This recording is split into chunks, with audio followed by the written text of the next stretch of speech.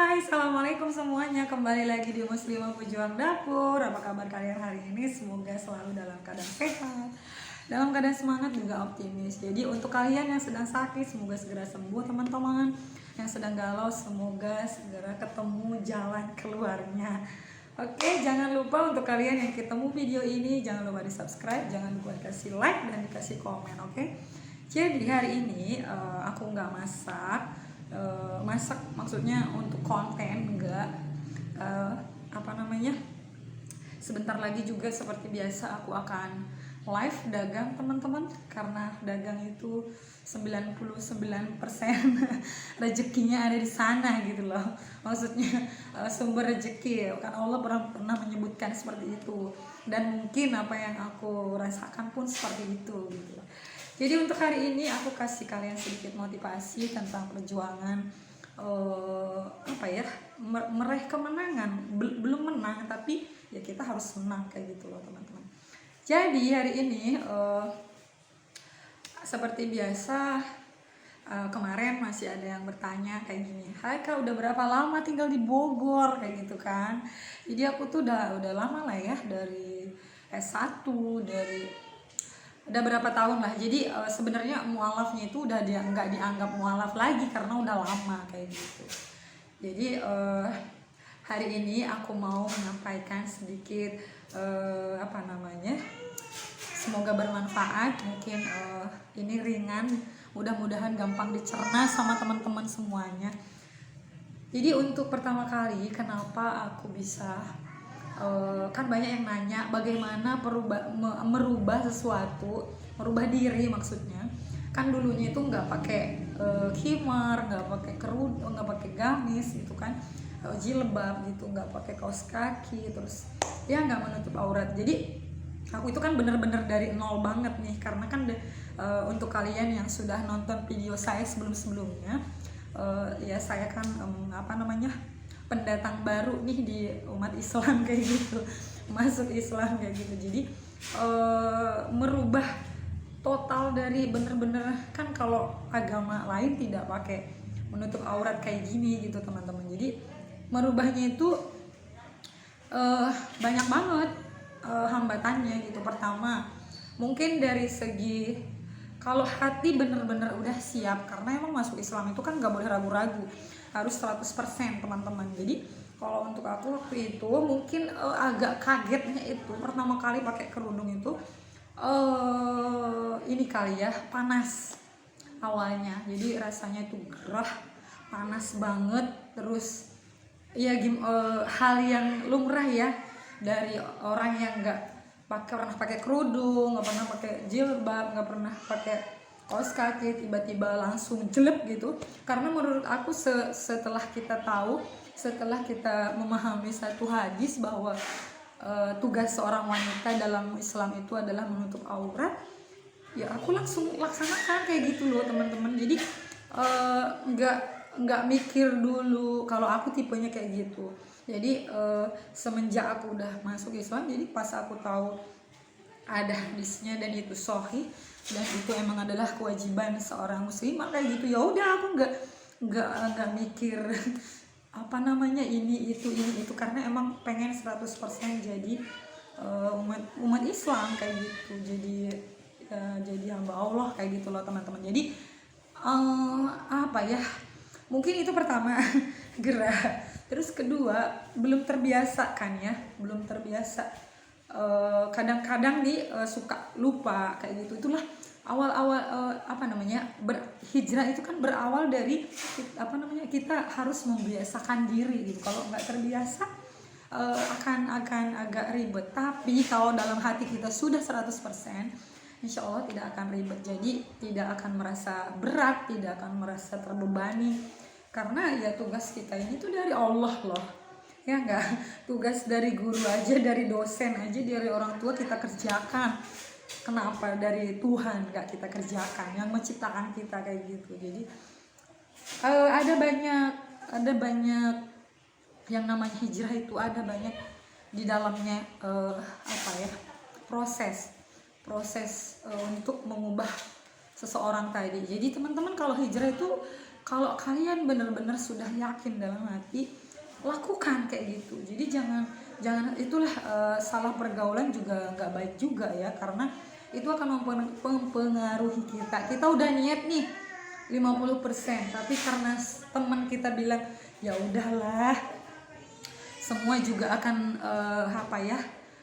ya udahlah, mumpung di dunia ini kita bersenang-senang kayak gitu kan, hambur-hamburkan uang, bersenang-senang lah gitu. Jadi toh kita nanti juga akan mati begitu kan. Jadi itulah tadi, kita butuh yang namanya berjamaah, kita butuh yang namanya berteman dengan orang-orang yang mendukung kita. Jadi mendukung dalam hal kebaikan, karena dukungan itu pasti banyak, dukungan negatif atau positif teman-teman. Jadi ada banyak hambatan, ada banyak rintangan untuk kalian yang mau hijrah. Tapi kalau kalian bisa melewati proses itu sedikit demi sedikit, ya insya Allah nggak akan berat, nggak terbebani kayak gitu. Jadi mungkin salah satu contohnya aku ya, yang 100% datang dari non-Islam masuk ke Islam kayak gitu. Terus saya juga terlahir dari orang Batak gitu kan, yang wataknya itu keras, yang perjuangannya itu kuat. Kalian tahulah bagaimana sih orang Batak gitu. Gak ada orang Batak tuh yang lenyeh-lenyeh, lemes, loyo, gak ada. Jadi mulai dari dia bangun sampai mau tidur lagi, hidupnya itu penuh dengan semangat gitu. Jadi itu mungkin tantangannya. Kalau aku dulu awal-awal masuk Islam itu, selain gerah, belum harus membiasakan diri. Terus yang kedua itu mungkin aku harus mengolah emosi. Jadi gini loh teman-teman, kalau seseorang yang sudah hijrah itu, ilmu kan kita akan dapat toh ya, satu persatu, sedikit demi sedikit ilmu kita ngumpul dari pengajian, dari kajian, dari bertemu teman.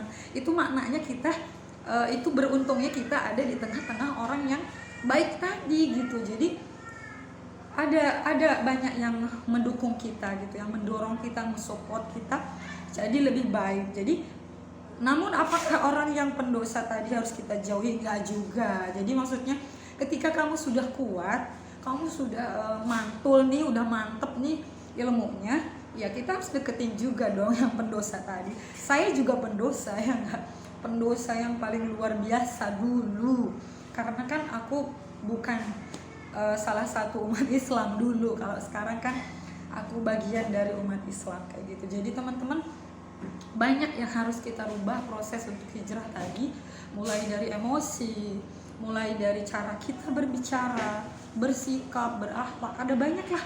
Walaupun gak akan 100% langsung berubah gitu kan.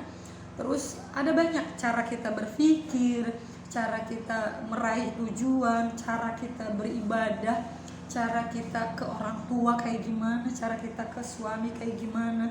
Jadi ada banyak poin-poin yang dia itu kalau kayak kurva itu, kalau kurva untuk orang yang udah hijrah tuh, belajar hijrah gitu, dia akan naik terus.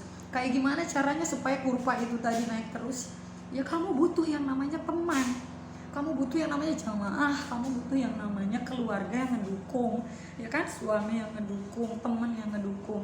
Bayangkan kalau misalnya kamu pengen hijrah nih, udah bener-bener 100% pengen hijrah, tapi kamu di tengah-tengah orang yang belum mau hijrah kayak gitu, kira-kira kuat nggak? Aku rasa sih enggak teman-teman. Jadi ketika dulu aku terjadi seperti ini pun, karena aku ada di tengah-tengah orang-orang yang ya selalu menoel cubit kalau kita melakukan kesalahan, selalu mengingatkan kayak gitu. Jadi kadang-kadang nasihat itu kita rasa seperti racun gitu ya, untuk yang keras hatinya. Tapi untuk yang hatinya lembut dan hatinya itu tidak merasa kenyang ilmu, seberapa banyak pun ilmu dalam kepalanya, dia pasti akan mau mendengar, baik itu dari anak kecil ataupun orang dewasa, ya enggak. Jadi ada banyak cara untuk kita mau hijrah. Mau hijrah apa dulu nih? Hijrah itu kan banyak ya. Mau hijrah apa dulu? Keluar dari riba, atau mau langsung sekaligus total? Itu luar biasa. Itu lebih luar biasa. Mau hijrah dari riba, yang tadi kerjanya di riba, aku mau berubah, keluar, cari kerjaan yang halal. Atau misalnya yang kedua, aku mau hijrah dari penampilan, aku mau hijrah, aku mau mengikuti apa yang aturan Allah. Yang ketiga, mau hijrah apa dulu nih? Jadi pemberontak di keluarga. Aku mau hijrah dari jadi anak yang lembut misalnya, atau setidaknya jadi anak yang perhatian ke orang tua. Ada banyak, hijrah itu kan banyak ya, ada banyak aspek. Jadi satu persatu kalau kita udah memulai dari nol, dia akan kayak ke bawah sendiri gitu prosesnya, ya nggak? Jadi kalau dulu aku, teman-teman, sebelum masuk Islam, karena aku tuh kan ada di tengah-tengah keluarga orang yang keras, karena orang Batak itu keras ya kan. Jadi apapun dalam hidup aku tuh keras, baik dari aku ngomong, dari cara aku berpikir gitu. Mungkin dulu aku belum terlalu dewasa juga karena aku kan masih SMA ya, maksudnya mau kuliah juga masuk Islamnya gitu. Tapi ketika aku tahu bahwa marah itu yang penting-penting aja, maksudnya marah itu berkualitas gitu loh. Jadi marah yang berkualitas, ngerti nggak? Yang ngedidik. Marah ke anak tapi marah ngedidik, ya nggak? Marah ke temen, marah yang ngedidik. Kalau nggak ngedidik ya ngapain gitu loh, nggak penting, emosi nggak penting gitu. Jadi jangan sampai nanti kita seperti yang orang-orang sering bilang, orang itu sudah hijrah tapi dia masih begini begitu gitu. Jadi proses itu yang negatif tadi itu kita buang satu persatu, karena seseorang semakin dia banyak ilmu, dia justru semakin merendah. Kayak padi, semakin dia banyak pengetahuan, dia justru semakin kayak mikir gitu loh, aduh gue nih nggak penting loh marah, apa sih, emosional yang terlalu menggebu-gebu, apalagi tuh marah untuk sesama orang muslim gitu kan. Terus ketika kita mau hijrah, kalian yang fobia Islam tadi harus juga dijauhkan, karena kadang kita nggak sadar fobia Islam itu adalah ketika kita sangat membenci saudara kita sendiri, padahal satu Islam, satu Tuhan, satu agama. Kita benci banget, benci dari misalnya entah apa perbuatannya atau apa gitu, seolah-olah kayak benci ke orang Yahudi. Itu tadi kan gimana? Jadi hijrah tadi juga banyak, ada juga dari dia caranya bermake up. Kalau misalnya sudah hijrah, teman-teman, kalau misalnya kamu sudah siap untuk meninggalkan glamor yang tadi. Jadi kalau aku kasih tahu ya, kurang glamor apa aku dulu, hal yang sekarang orang-orang sekarang kayaknya belum ada apa-apanya.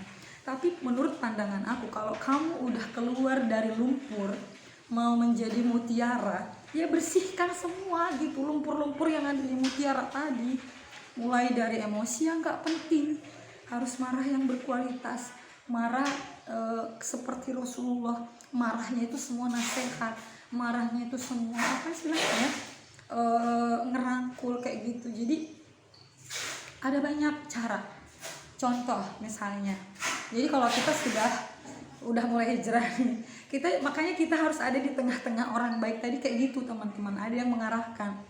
Kita udah hijrah nih, tapi kita masih menggunakan riba, terus kita masih apa istilahnya ya, istilahnya udah hijrah tapi enggak mau makan makanan halal gitu. Jadi dia makan makanan yang enggak halal.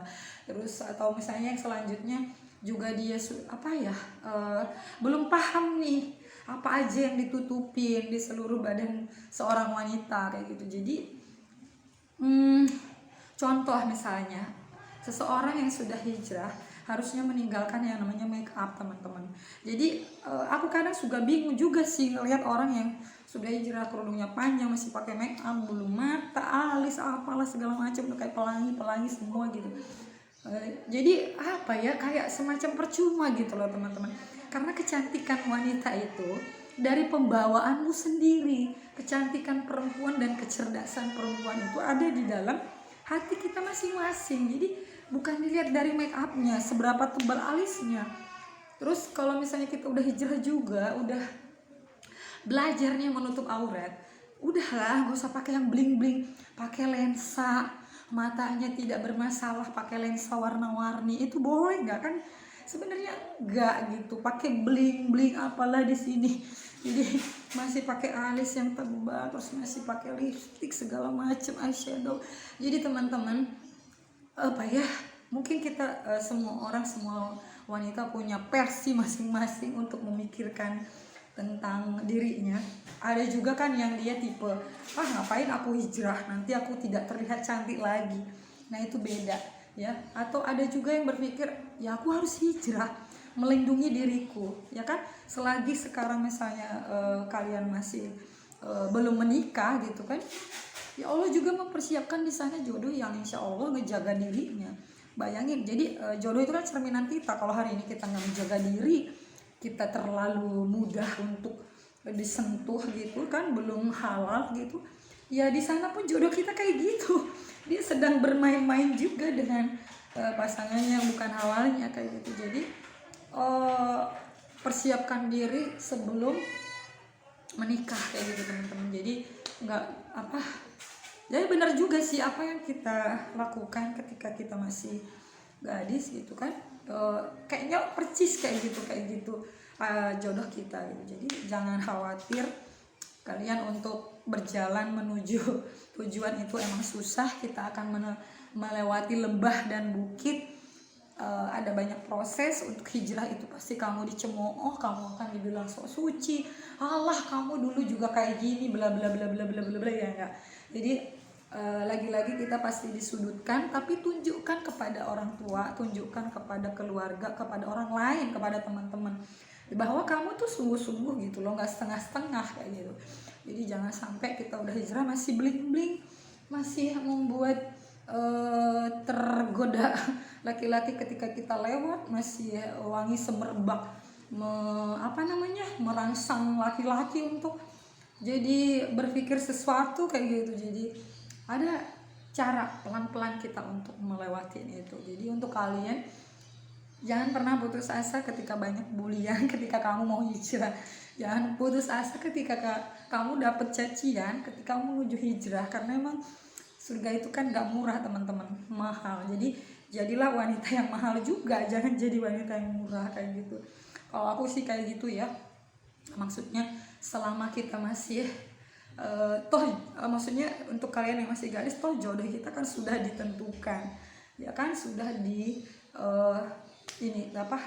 sudah ditentukan sama Allah gitu. Jadi nggak usah khawatir, kamu nggak perlu bermake up juga, jodoh kamu yang baik itu akan datang gitu kan. Jadi semakin kita berbuat, apalagi perempuan gitu kan, tanggung jawabnya seorang ayah, semakin dia keluar rumah nggak makin menutup aurat, satu langkah dia nggak keluar rumah nggak menutup aurat, maka ayahnya atau kakak kandungnya selangkah juga mendekati api neraka begitu. Jadi berapa langkah kamu sudah keluar rumah nggak menutup aurat kayak gitu teman-teman. Jadi segitulah kira-kira orang tua kita laki-laki, karena laki-laki kan yang bertanggung jawab gitu kan. Kalau belum menikah itu ayah, atau kalau nggak ada ayah kakak kandung, maka itulah yang bertanggung jawab untuk dirimu. Makanya kalau aku kenapa sering dimarahin sama suami misalnya, itunya nerawang, ini nerawang, atau misalnya jendela ini ditutup segala macem gitu kan, karena mungkin itu adalah tanggung jawab dia. Jadi apa yang aku lakukan kan adalah tanggung jawab suami kayak gitu, itu akan diperhitungkan nanti kalau di sana kayak gitu. Jadi itu kalau yang paham. Kalau misalnya nggak paham kan suaminya biarin aja istrinya nggak menjaga gitu. Tapi kalau si istrinya punya niat untuk berubah, suaminya juga akan terbawa. Jadi semua ada di diri kita sendiri teman-teman. Kalau suami kita nggak mendukung, kita tunjukkan kalau kita tuh hijrah memberikan energi positif. Kalau kita hijrah memberikan ada perubahan-perubahan baik dalam diri kita gitu. Jadi nggak mungkin yang namanya suami sejahat-jahatnya, sekeras-kerasnya, kalau melihat istrinya banyak perubahan positif, nggak mungkin dia nggak mendukung ya teman-teman. Jadi di situ aja, terus semangat, jangan lupa ada di tengah-tengah orang baik. Ketika kamu sudah kuat, baru kamu yang menyebarkan kebaikan kepada orang lain. Jangan lupa, untuk kalian yang ketemu video ini, jangan lupa di subscribe. Terima kasih, assalamualaikum, bye bye.